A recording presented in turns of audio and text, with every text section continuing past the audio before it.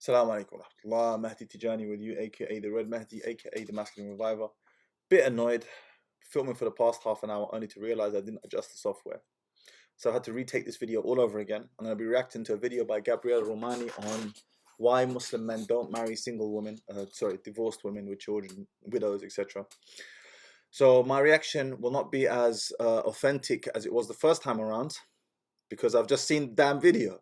Nevertheless, it is an extremely informative video that I want to go over now. I want to be very clear. There are a number of points that I disagree with that Gabriel Romani has mentioned in his video. However, for the most part, I think he's doing an excellent part in the space of masculinity. He's highly qualified in this area of dealing with relationships and so on. I believe he's a counselor as well, but highly qualified in this area. So I very much respect the work that he's doing. He had a video up on this topic and I wanted to go over it and give a different perspective. So let's get into it. Bismillah. Bismillah ar-Rahman ar-Rahim. Alhamdulillah. Wassalatu wassalamu ala Rasulillah sallallahu alayhi wa sallam. Assalamu alaikum wa rahmatullahi wa barakatuh. Today we're addressing the question that's been raised by some of the followers, the sisters mainly. They're asking as a follow-up to the polygyny series and just part of the questions that they're sending.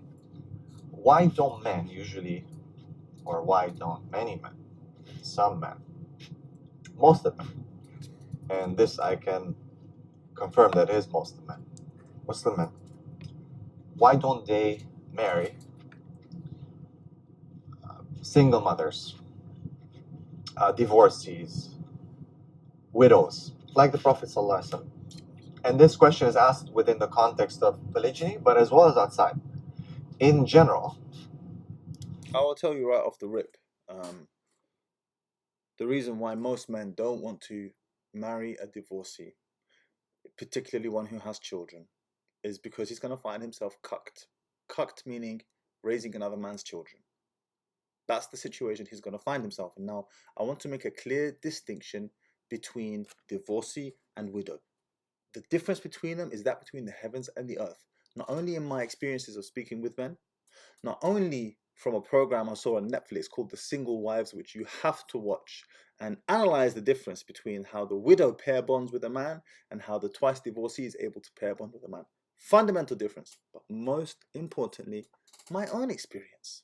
I have experience of marrying a divorcee with children and marrying a widow with children. And I can tell you, the differences in their ability to pair bond with a man are like that between the heavens and the earth. Massive difference. But generally speaking, it's true. Men are put off marrying women who've been married before regardless. It's the way we've been designed. It's the Hur al-Ain and Jannah. How are they? How are they made? Were they married before? Did they have children before? No, they're pure. Emphasis on their purity, how their virginity seals after each time you've been with them, on and on. So from a man's natural fitra, his natural inclination is to be with a woman who's never been married before. We're going to get to that in a moment. Let the brother continue. a person will not marry a widow or a single mother, a woman who's been through life. Usually men tend to go for, or want to go for a virgin, be it if there's first marriage or polygyny, right? Now I want to bring back our attention to the fact that we're talking about what should be and how it should be and what it actually is, right? Islam deals with how we should be and what we are and how we the reality, right? Now, first and foremost, we have to understand the Prophet married different background in terms of women and their social status and their situation. And some of them were with children, and some of them had, were widows, and some were older. But at the same time, when one Sahaba told the Prophet that he's marrying someone who's not a virgin, he said it would have been better for you to marry a virgin. And there's a context to that, He's telling the person that there's benefits to marriage of a virgin. So we're not denying that, hey, it's your choice in the end. A person can. Obviously, the Prophet he did. But just to make it clear, though, the preference is always with virgins. Even the context of that, the hadith he's referring to is, I can't remember the name of the Sahaba, begins with a J, with a Jim. I can't remember his name. Al-Muhim. The ideal, the preference, the gold standard for a man is to marry a woman who has been untouched. untouched. And as I mentioned, that is why the Hur al-Ain in Jannah are untouched, because it's a man's natural inclination. However, as a man, and as the brother Gabriel is about to get to, you must ask yourself, what are you bringing to the table, as a man? You can want what you want, but what are you bringing to the table? And he's going to get to that in a second. Oh, the only virgin that he married was Aisha radiallahu anha out of all his wives. All right? So you cannot say, oh, the Prophet is saying, okay, marriage is virgins. No.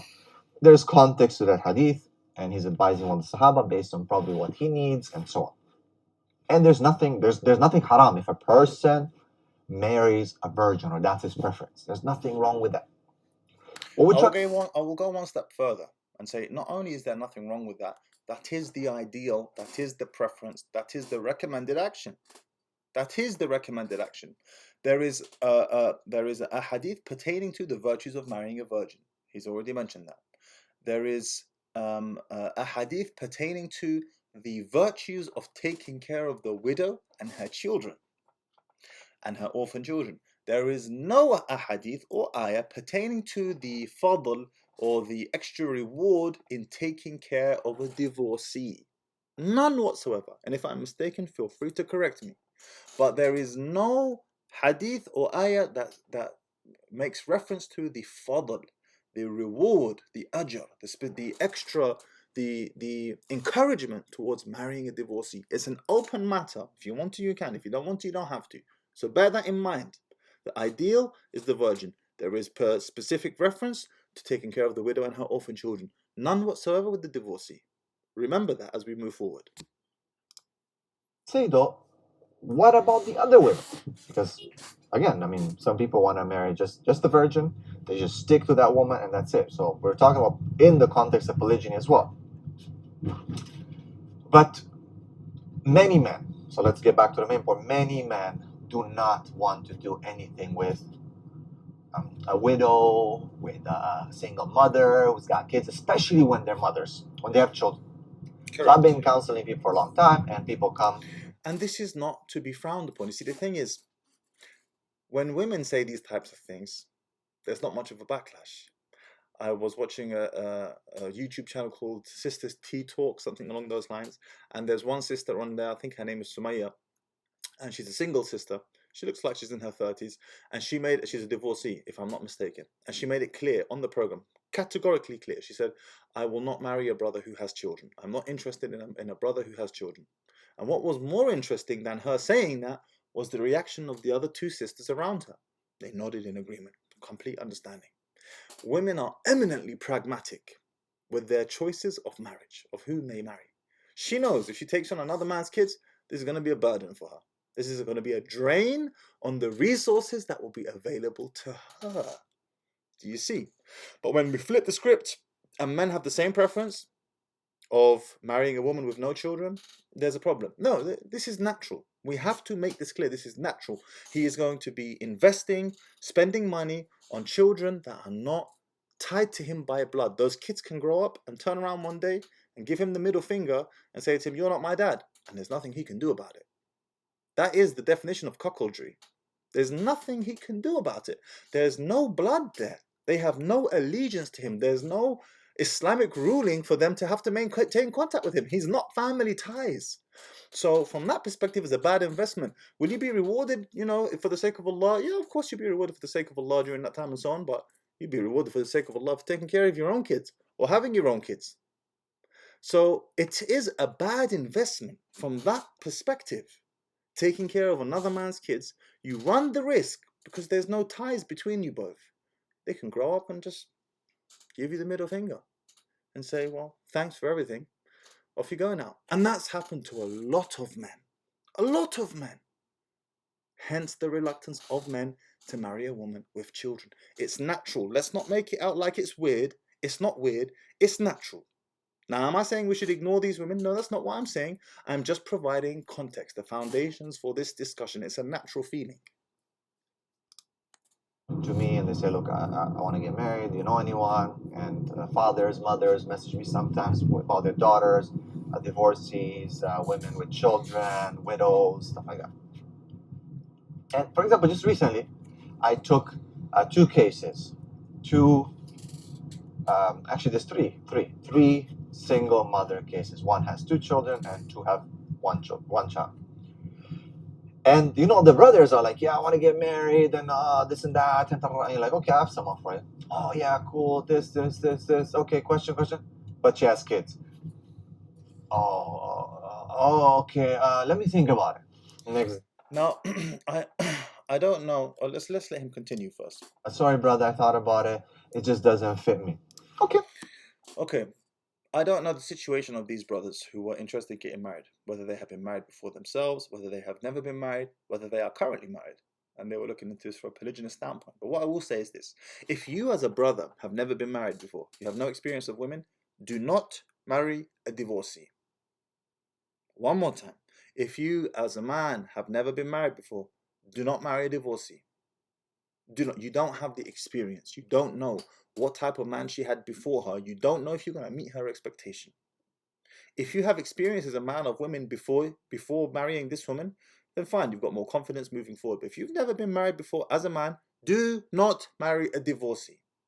You should be marrying a virgin girl as you are yourself, and you build together and you grow together and you make your mistakes together. Right off rip. If you have been married before, fine, perhaps there's a greater inclination for you to make that consideration, but then bear in mind the points I have already made. Perhaps she's an alpha widow. You don't know what type of man she was with beforehand. Perhaps she is ungrateful, and that brings me on to my next point. There's a hadith of the Prophet ﷺ in Bukhari you can find where he mentioned to the Sahaba that I found that the hellfire was full of majority were women, أو كما قال. And the Sahaba asked, why is that, O Messenger of Allah? And he ﷺ responded, the first reason was because they are ungrateful to their husbands. Ungrateful to their husbands. Where am I going with that? 70 to 80% of all divorces are initiated by women. I heard in some states in America it's as high as 90%.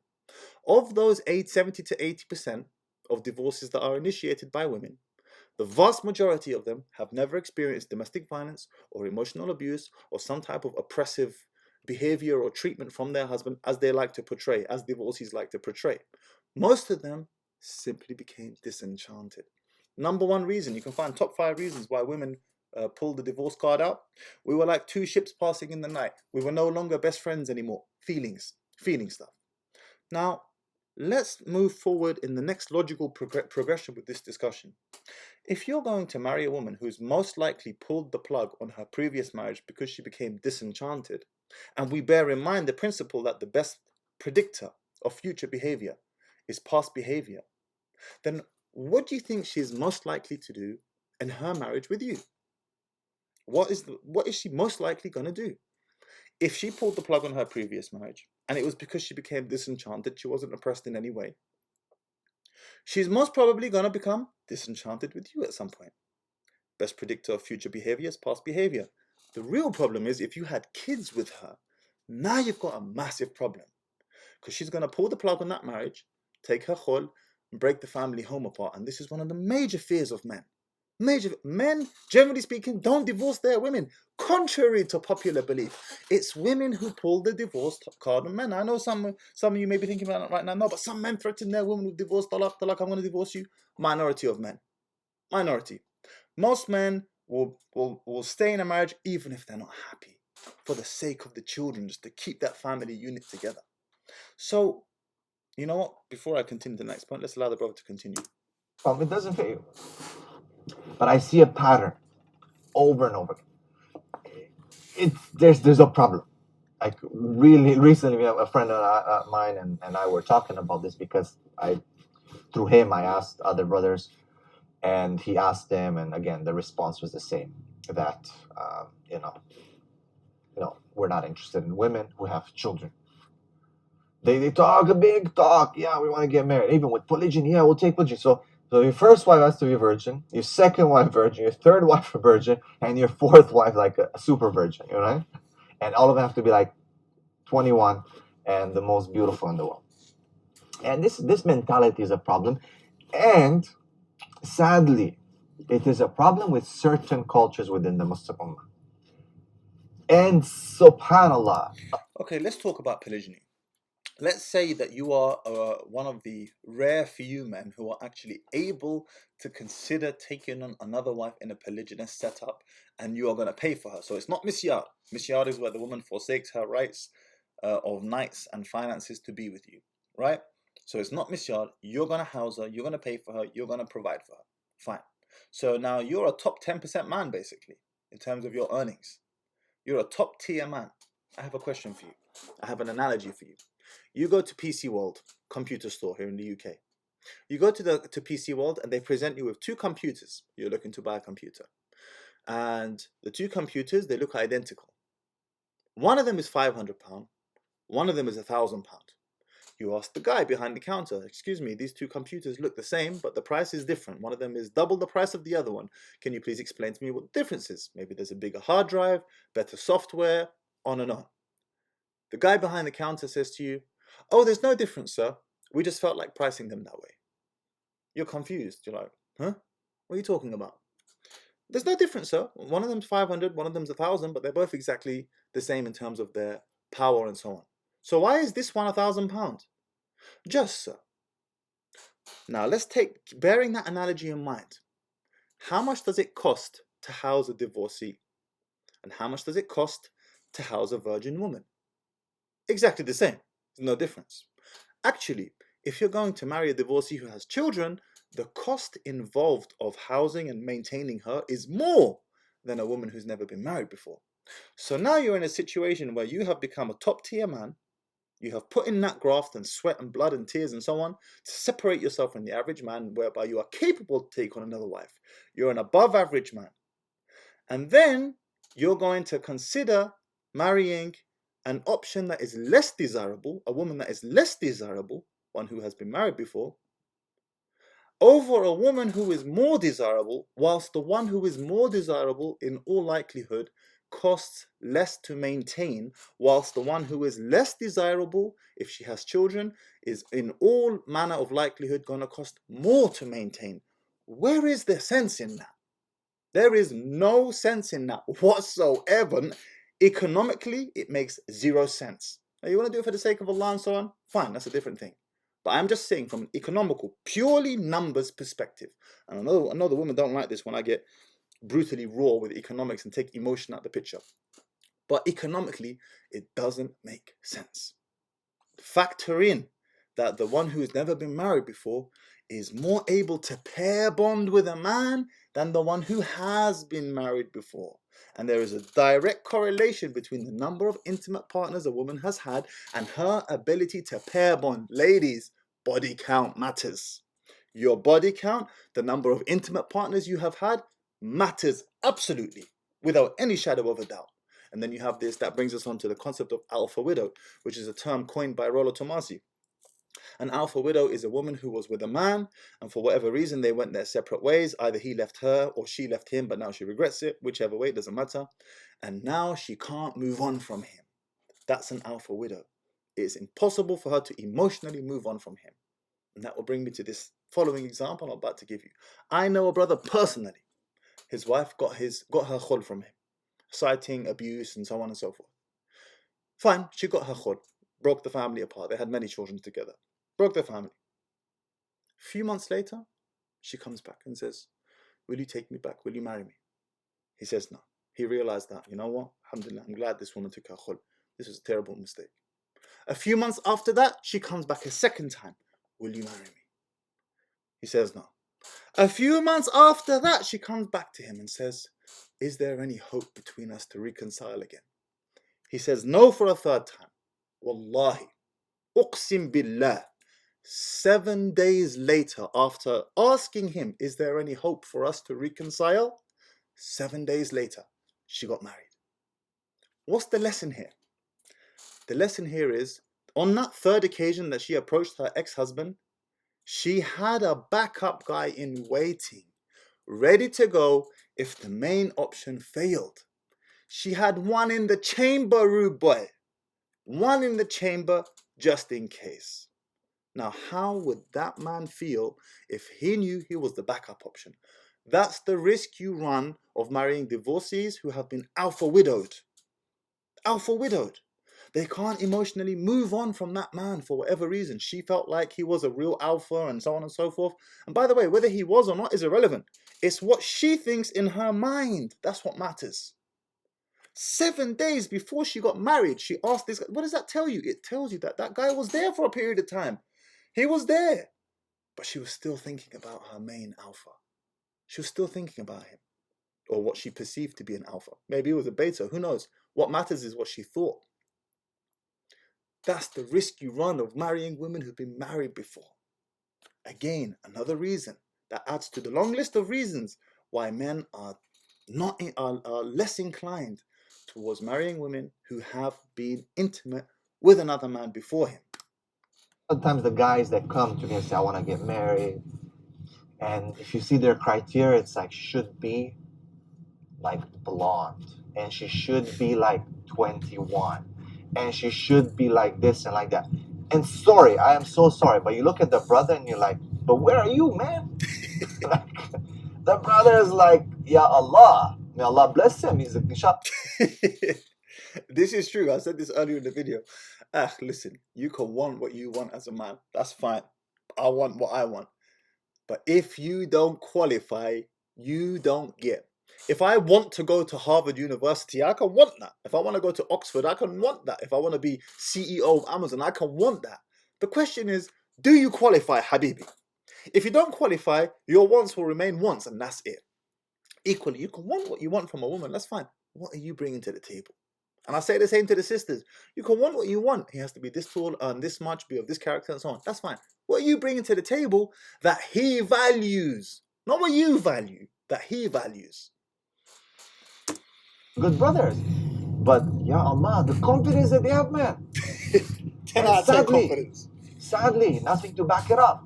The way they look, the way they take care of themselves, nothing. But they want prime thing, top quality, but they're never going to provide top quality. It's just sad. This is very sad. So they come, they talk. So a certain culture, sadly, is more than others. And subhanAllah, when you see the non-Muslims, and I know of people who do marry single mothers, and they take care of their children, man. It's like they treat them sometimes like their own, sometimes even better, and they're proud of it. They're like, I'm doing something good, I need to help this. You see that a lot, not all of them, but you do see that. But so far in my 15, 16 years of helping and counseling people, I cannot recall one case when a brother said, you know what, I'll marry. Like the Prophet ﷺ said, Sallallahu Alaihi Wasallam. Well, Akhi, I'm your first case that you've met. If you're watching this, Akhi Gabriel, I'm the first brother you've met. I've married a divorcee who had children, and I've married a widow who has children. I'm still married to the widow who has children. And I can tell you there is a big difference that is being overlooked for some reason or another between divorcees and widows and their ability to pair bond with another man. Don't take my word for it. Watch that program on Netflix called The Single Wives and pay specific attention to how the widow is able to pair bond with the first man she comes across and how the twice divorcee is completely incapable of pair bonding. Completely incapable. Watch that program. Don't take my word for it. the Sahabiyat, that I'll make dua that Allah removes the jealousy from your heart, and for the children, it's upon me and I'll take care of them. I'll provide for, I'll take care of them.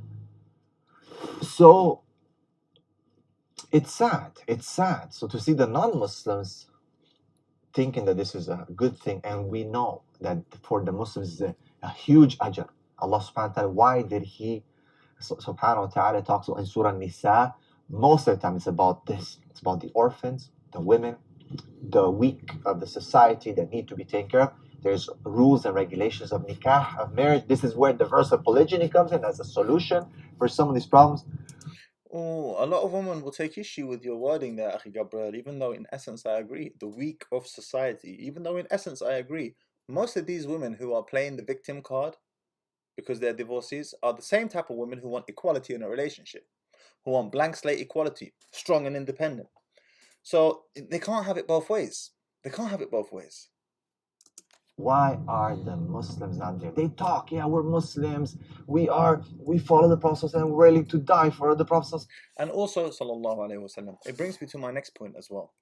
That when we say it is sunnah to marry a divorcee, and I'm not going to go on too long on this because I mentioned it in my video yesterday and I'll add it in the cards at the end. We have to be very careful with this statement because the message that people understand from, brother, it's sunnah to marry divorcees. What people understand from that translation, brother, it's recommended to marry divorcees. Incorrect. Not true. Just because it's sunnah doesn't mean it's recommended. So now we have to break down, what does the word sunnah mean? A sunnah is something the Prophet ﷺ did. There are certain sunan that are not only they are not recommended to do, they are categorically prohibited from doing. I'll give you an example. From the sunnah of the Messenger of Allah sallallahu alaihi wasallam is that he would pray the entire night. Prophet ﷺ categorically prohibited us from doing so. From the sunnah of the Prophet ﷺ was that he would fast consecutive day and night. Prophet ﷺ categorically prohibited us from doing so. From the sunnah of the Messenger of Allah sallallahu alaihi wasallam was that he married 9 women, had 9 wives at the exact same time. He prohibited us from having more than 4. What's the principle we take from this? That what the Prophet ﷺ said with his tongue takes precedence over what he did with his actions. One more time. The principle here, the fiqhi principle, is that what the Prophet ﷺ said with his tongue takes principle over what he did with his actions. What did the Prophet ﷺ say with his tongue when it relates to marriage? Well, he made reference to the fadl of marrying a virgin. He made reference to that. He made reference to the fadl meaning the benefit in taking care of the widow and the orphans. Clear ahadith in Bukhari and Muslim. With it relates to the divorcee, there is nothing. There is no hadith, there is no ayah. Well, I want to be careful here. Feel free to correct me if I'm wrong. But from the research that I have done myself, there is no hadith, no ayah in the Quran that talks about the benefits of taking care of a divorcee. It's an open matter. If you want to, you can. If you don't want to, you don't have to. My point is, there is a specific mention of the virgin. There is specific mention of the widow and her orphan children. There is no mention, specific mention, of the benefits of taking care of a divorcee. And that's the point I'm trying to make. There is specific ajr for this, specific ajr for that. No specific ajr for here, for the divorcee. If you want to, you can. If you don't want to, you don't have to. And the major problem I have with saying it is sunnah to marry divorcees is not only is it misleading, but I want you to ask yourself, Ya Abdullah, watching this now, bearing in mind that 70 to 80% of all divorces are pulled, the trigger is pulled by women. And the number one reason is not abuse, emotional abuse, domestic violence. It's because they became disenchanted. Bearing all that in mind, and I'm not going to go too much into detail because I've done this in many videos in the past, watch them again. Bearing that in mind, what does this message do to a woman when she hears the brother saying it's sunnah to marry divorcees? The woman who's in a marriage right now, but she's become disenchanted, she's not being abused, she's not being oppressed, she's just fallen out of love with her husband. They're no longer friends. What does it do to her emotional state when she hears us telling other brothers it's sunnah to marry divorcees? You know what it does to her? She says to herself, all the brothers are saying it's sunnah to marry me. I should leave. I'm going to find someone else. I should break this family apart, not try to make it work because I've become disenchanted, and that's what I should do because I'll find someone else. That's the danger. We should stigmatize divorce. One more time, we should absolutely stigmatize divorce. It should be. And if you've been divorced, man or woman, the stigma is real and it should be there. I have been divorced. 2 of my wives got khul from me. The stigma upon me is correct. It should make people question, is there something wrong with Mahdi? Yes, this applies to me too. I'm not exempt. And absolutely it should apply to women who have been divorced. Now, there is a small minority of them who were genuinely oppressed. And the sad thing here is their thunder has been stolen by the majority of divorcees who are not oppressed. They were not oppressed, and that's why I made reference to that hadith of the Prophet ﷺ where he said, I found that the majority of the inhabitants of hellfire were women. When the Sahaba asked why, the first reason he cited was they are ungrateful to their husbands. Women in general, women become disenchanted with their husbands because of their natural proclivity towards ingratitude. Don't get upset with me. Don't shoot the messenger. This hadith is in Bukhari. Find it yourself. It's in Bukhari. And I will put the video in the end where I've put the links to all of this. That's why you want to be careful when marrying. One of many reasons why you want to be careful when marrying a divorcee, and why the stigma should be there. The best predictor of future behavior is past behavior. But everything we do when it comes to these specific issues of marriage and social, we go against. We put our pride and our culture above the practice of the Prophet ﷺ. No one is saying that, okay, you don't have the right. No, it's not about that you don't have the right to get married to a virgin or anything. No. But what about the others? And again, polygyny comes in as a solution. But again, even then, even if you tell the brothers, okay, fine, even then it's not happening. Even then they want. And as I mentioned before, if you're a top tier man who is able to entertain this idea of polygyny, you're able to house and maintain another woman. It's not easy. A select few of men can do that. And not through a misyard contract. That's a whole other discussion. I don't recommend misyard, by the way, for different reasons. For different reasons, it's a video for another day. If you're able to take a woman, house her, feed her, clothe her, take care of her bills, provision her and her children, and so on and on and on and on, why would you take the less desirable option as a man over the more desirable option? I know I wouldn't. It's a bad economic decision. Why would I do that? Couple that with all the other reasons. Maybe she's alpha widowed. Maybe she was the one she became disenchanted in her marriage and she'll probably do it again. On and on and on. Less desirable prospect, and yet the cost of maintaining this one and the cost of maintaining the one who's never been married before is the same. Probably less for the one who's never been married before. It's a poor economic decision. Purely economically speaking, poor decision. And you look at Americans, you look at British, a lot of white men, and others taking care of the children of another woman, and treating them nice. Not all, of course. There's a lot of problems. But my question is again to the brothers, and please comment. Brothers can give their opinion. Maybe they don't. It's okay. And the sisters can also, because I've been messaged a lot and say, talk about this, and indeed it is a problem. 15 years of counseling and working in social welfare, I've seen this. Look, the majority of divorcee sisters who are complaining about this are doing so naturally because they're miserable being single, but they don't want to face the consequences of their bad decisions. Yes, the majority of divorcee women, there's a select few who genuinely needed to get out of their marriage, and for them, this video need not apply. If that's you, sister, really, genuinely, truly, if that's you, ignore everything I've said over the past 20 minutes or so. But the majority of them don't want to be held accountable, don't want to face consequences for their poor decision making.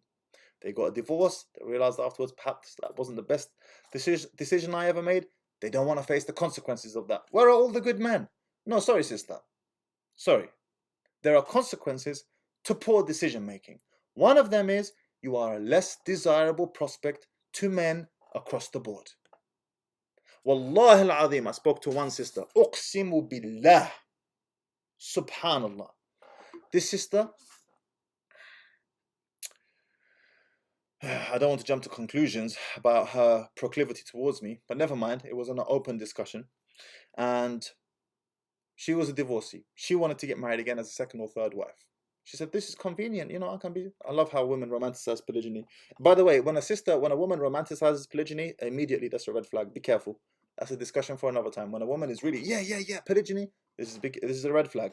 Women should never be, polygyny. They should accept, but there should be a feeling in their heart. That's the natural state. When she's jumping up and down for it, that's a red flag.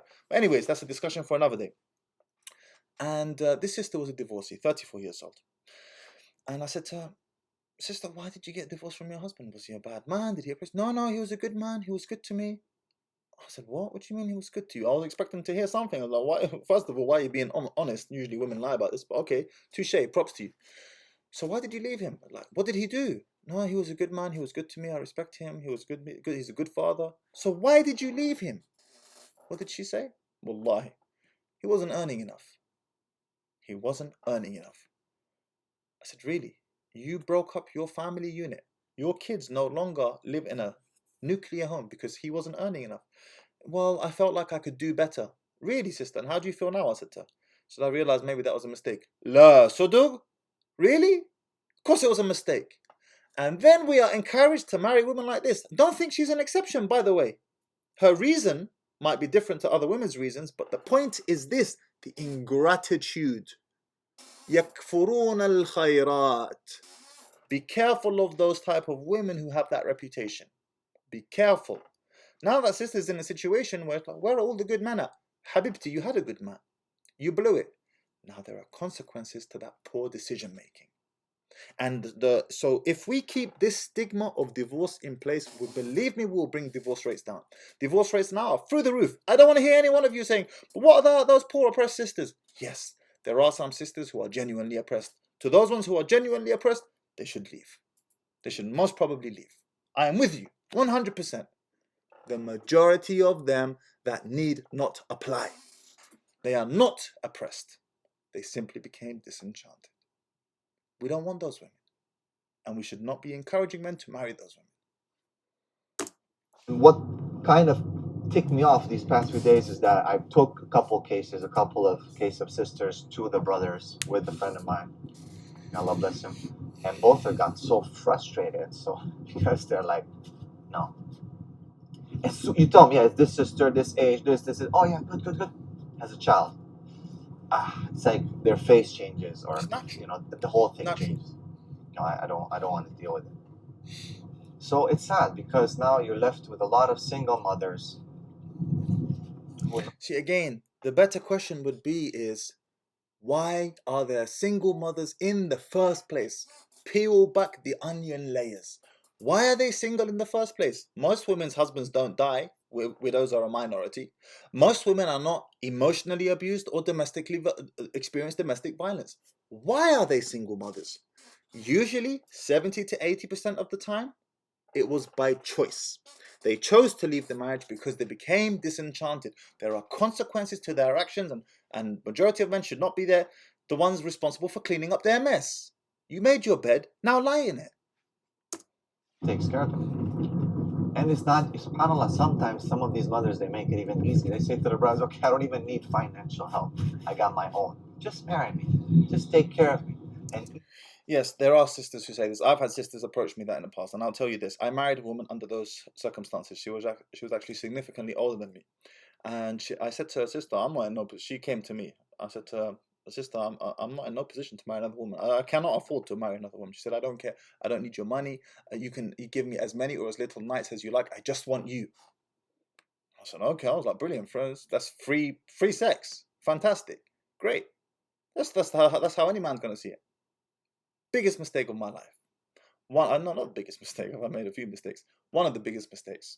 Never ever marry a woman under those circumstances. I'll tell you why. Before I married her, my father said to me, subhanAllah, said to me, Mahdi, be careful. Women go back on what they say. Be careful of marrying her under these circumstances. She might tell you that today, but tomorrow she will change her mind. Wallahi, my father spoke the truth. So shortly after that marriage, after we got into that marriage, the natural expectation, she went back to her fitrah of wanting to be provided for, and I don't fault her for it. That's the natural proclivity of a woman. She wants to be provided for. She wants to be taken care of. Natural, normal. And that's why I tell brothers, forget this misyar thing. Forget it. It doesn't work. Sooner or later, she's going to have an expectation from you because that's hypergamy, baby. Hypergamy kicks in full force sooner or later. She might put up with it for a short period, but eventually she wants you to provide. Don't do this. Don't marry a woman under those conditions. Only marry a woman if you can take care of her financially. And really, I'm talking specifically financially. It's that important. even then, subhanAllah, the brothers don't come forth. I'm sure, of course, there are some who do that. May Allah bless them. I did it. It's just that I have not come upon them yet in 15 years of my work, and I do. Well, brother Gabriel, Habibi, barakallahu fiqh. I am the first brother you have met who has married a divorcee with kids and a widow with children. Number one. quite a lot of work. So in conclusion, touched on a plethora of points there, and you're gonna want to go over this video again 100%. I'm gonna attach on the end screen the different videos I've spoken about with regards to this notion of it's sunnah to marry divorcee, and with regards to the booby traps of marrying divorcees, women who have been intimate with other men in the past. I'm gonna attach those videos at the end. But the bottom line is this: we need to ask better questions. Better questions yield better answers. And to the brother Gabriel who made this video, Jazakallah khair, I love the work he's doing in this space and I'm all for it. I have a number of points that I disagree with in this video. For the most part, I love his content. I think his content is brilliant. And when I was reacting to this video, I'm not even reacting to him. I'm reacting to the audience so they can understand. We need to peel back the onion layers. Ask better questions, get better answers. Yes, what are we going to do with all these single women? Better question would be, why do we have all these single women in the first place? Why? And why should we reward bad behavior with good outcomes if there is no consequence to bad behavior? Pulling the plug on a marriage when you really shouldn't have, which is what the majority of divorcee women do. I don't want to hear no nonsense about, oh, she was oppressed. Garbage. Absolute nonsense. Minority of women are genuinely oppressed. The rest of them become disenchanted. يَكْفُرُونَ الْخَيْرَاتِ. We need to ask ourselves, why do we have all these single mothers in the first place? Better question yields better answers. Lack of consequences means we don't reform bad behavior. Bad behavior needs to be reformed by implementing consequences. If and when I go to marry again myself personally, I've had 3 wives at the same time at one point. Number of experiences I've taken from that. That's for another video. If and when I do decide to marry again, I will be taking care of that next wife completely from a financial standpoint, provision and so on and so forth. And I will tell you this, unashamedly, I will marry a woman who's never been married before. I am not, inshallah ta'ala, I am not interested in marrying a woman who's been married before. Why should I? Once you break that glass ceiling as a man and you reach the top 10% of men, or the top 1% of men, I want the best that I can get. I had to work that hard. I want the best that I can get. And I'll tell you this, for my own daughters, I have 4 girls under my guardianship. 2 of them are my own, 2 of them are my stepdaughters. For all 4 of them, I would be happier for them to be a 4th wife to an exceptional man than to be a 1st wife to an average man. This principle is the same for my girls. The same. I'll say it again. I would be happier for them to be a 4th wife to an exceptional man, and not just financially exceptional, deen, character, and so on, whilst they are in their prime and never been married before, than to be a 1st wife to an average man. Exceptional men deserve exceptional outcomes. Barakallahu feekum, jazakumullah khair. If you found value in this video, hit that sub, hit the like, and share the damn video. Second time I took it, so you might have been able to tell I was a bit frustrated in the beginning because I'd been recording for half an hour and then I had to start all over again, so that was annoying. But jazakumullah khair, barakallahu feekum, hit that sub, hit the plus, and remember, exceptional men deserve exceptional outcomes. Assalamu alaikum wa rahmatullah.